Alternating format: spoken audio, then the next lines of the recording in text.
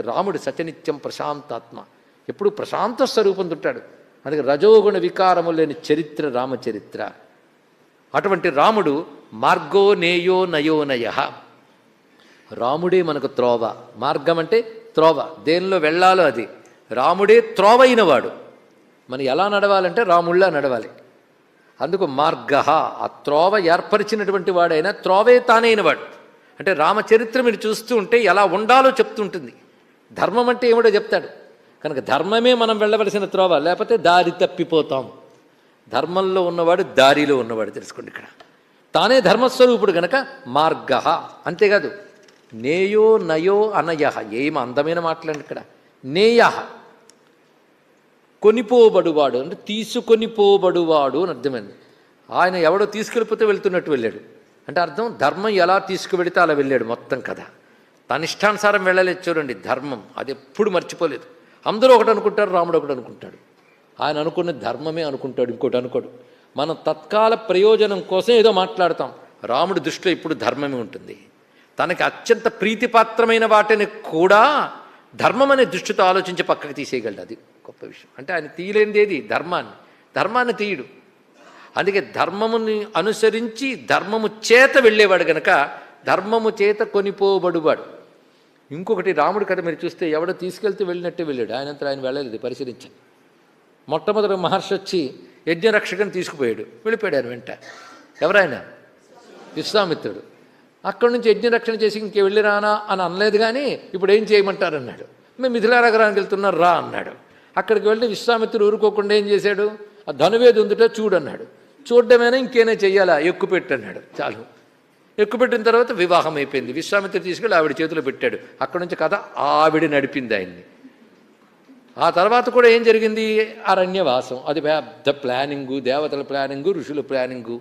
దాన్ని బట్టి మందర బుద్ధి మార్చి కైకేయి బుద్ధి మార్చగా అరణ్యవాసానికి బయలుదేరాడు. వెళ్ళినవాడు ముందు భరద్వాజ మహర్షి దగ్గరికి వెళ్ళాడు.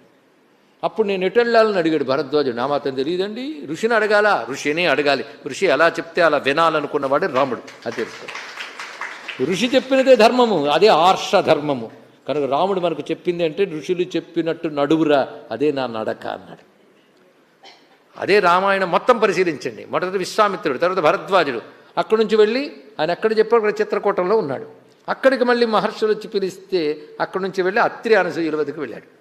ఆ అత్రి అనసూయులు ఏం చేశారంటే ఇటు నుంచి ఇటు వెళ్ళిన ఆయన అన్నారు. అటు వెళ్ళాడు. ఆ వెళ్ళిన వాడు అనేక మంది మహర్షులను కలిసి అగస్త్యుల వారి దగ్గరికి వెళ్ళాడు. అగస్త్యుల వారు ఏం చేశారు? ఇక్కడ దగ్గరలో పంచవటి ఉంది, అక్కడ ఆశ్రమం పెట్టుకున్నాడు. మొత్తం వాళ్ళే నడిపారండి.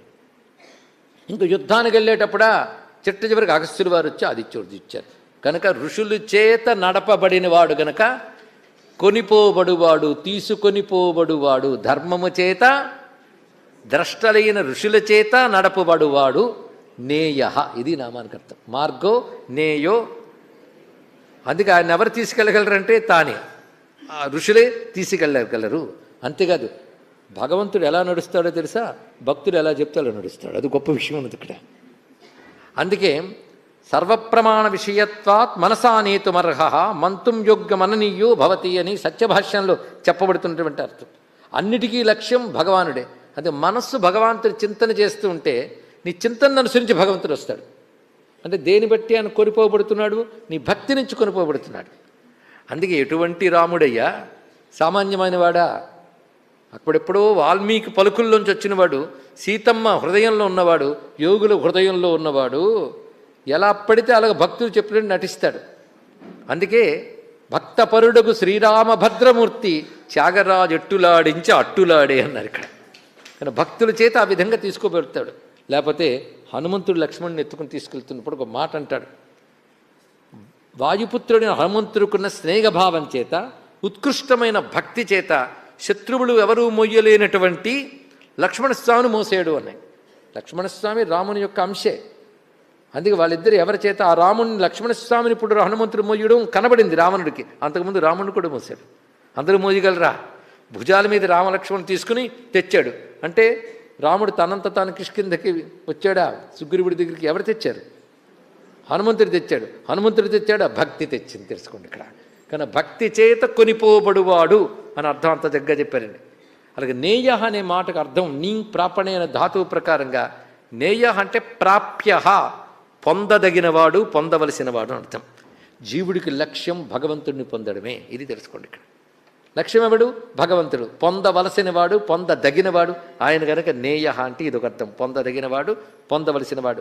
నయ ఆయన ఒకరి చేతి తీసుకువెళ్ళబడ్డమే కాదు, మనల్ని తీసుకువెళ్ళేవాడు కూడా ఆయనే. రాముడే మనల్ని నడిపిస్తాడు. ఎవడు రాముడిని ఆశ్రయిస్తాడో వాడు బతుకుని రాముడు నడిపిస్తాడు. తెలుసుకోండి. అక్కడ అదిగో రామభక్తుడు మాట అన్నాడు, నేను రామజపం చేయడం మొదలెట్టాక, రామాయణం చదవడం మొదలెట్టాక నన్ను తప్పు చేయకుండా భగవంతుడు కాపాడుతున్నాడండి అన్నాడు. నేను ఆశ్చర్యపోయాను. ఆ మాట ఎక్కడొస్తుందండి? అంటే మానవుడు బలహీనతతో ఏదో తప్పు చేయబోయినా ఏదో ఒక ఇన్సిడెంట్ జరిగి ఆ తప్పు చేయకుండా ఆపుతుంది. అది ముఖ్యం. బుద్ధి బాగుపడడం కంటే ముందు బుద్ధి చేత తప్పు చేయనివ్వకుండా చూడాలి కదా. అలా కాపాడతాట రామచంద్రమూర్తి. అలా నిన్ను నడిపిస్తాడు. అది మార్గో నేయో నయో నయ. నయ అంటే నడపువాడు. అంతేకాదు అనయహ అని కూడా అర్థం చెప్పచ్చు. నేయో అనయహ అని కూడా అర్థం చెప్తే, అనయహ అంటే ఆయన్ను నడిపించేవాడు ఎవడు లేడు. చూడండి ఇక్కడ. అయ్యో ఋషులు చెప్పినట్టు నడిచాడు, నిన్నగా చెప్పారండి. నడవాలి కనుక నడిచాడు, కానీ ఆయన ఒకటి చెప్పినట్టు నడవలసిన వాడు కాడు. అన్నిటినీ నడిపేవాడు. ఆయన పైన ఒక లీడర్ లేడు, ఆయనే లీడర్. ఇది తెలుసుకోండి. అంత లీడర్ అయ్యి కూడా ఋషులు చెప్పినట్టు విన్నాడంటే అది గొప్ప గుణం అంతే. కానీ ఆయన ఎవడు నడపవలసిన అవసరం లేదు. జగత్తుని నడిపేవాడు తనంతా నడుపుకోలేడు. అందుకే ఏ నాయకుడు లేనివాడు.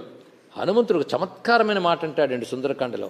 ఈ పైపైన చదివితే తెలియదు కానీ, మర్యాదలను ఏర్పరిచినవాడు అతను, మర్యాదలను అందరి చేత చేయించేవాడు అతను అన్నాడు. 2 మాటలు. మర్యాదానాంచ కర్త కారయతాచ సహ. మర్యాదలు అంటే ధర్మములు, ధర్మములు ఏర్పరిచినవాడు అతను అన్నాడు. సీతమ్మ తెలివేనామె కనుక అర్థం చేసుకుంది. ధర్మములు ఆయన ఏర్పరిచాడా? అవి వేదాదులు ఎందు ఎప్పుడూ ఉన్నాయి. ఉన్న ధర్మాన్ని పాటించాడు కానీ ఆయన ఏర్పరిచాడా? మరి ఎందుకు అలా హనుమంతుడు చెప్పాడు? కొన్ని కారయత అంటే అర్థమైంది, ధర్మాలు ఆచరింపజేశాడు అవతారం ద్వారా. మరి ధర్మములు కర్త ఎలా అయ్యాడు అంటే, విశ్వధర్మములు ఏర్పరిచిన విష్ణువే ఆయన కనుక ధర్మములకు కర్త. అది అర్థం. అంత అందంగా చెప్పాడు. మర్యాదానంచ కర్త. కానీ ఆయన నడిపేవాళ్ళు లేడు. అలాంటి రామావతారం వీరావతారం.